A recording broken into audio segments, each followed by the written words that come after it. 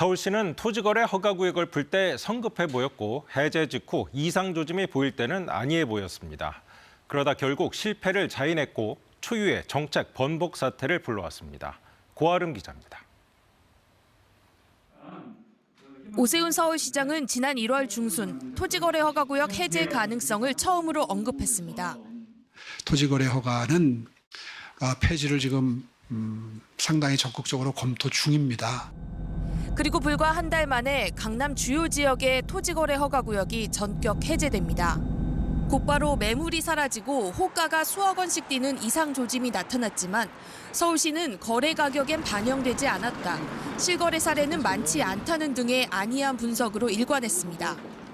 지금까지는 예상했던 정도 수준을 넘어서지 않는 것으로 보여지고요. 규제 해제 한 달이 지나 실거래 내역이 확인되면서 분위기는 달라집니다.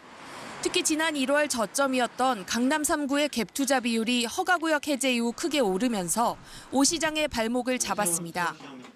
갭 투자 비율이 2월에 상승하며 투기성 거래의 증가 신호가 포착되었습니다.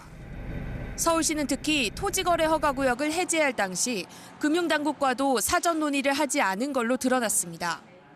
부동산 거래에는 금융 정책들이 수반이 되거든요. 주택 가격을 보고서 나름대로 판단하면 금융 정책하고 어긋나서 협의를 쓰면 좋지 않았을까?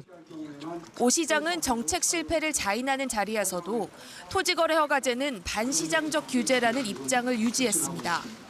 토지와 같은 반시장적 규제는 불가피할 경우에만 최소한으로 사용해야 합니다.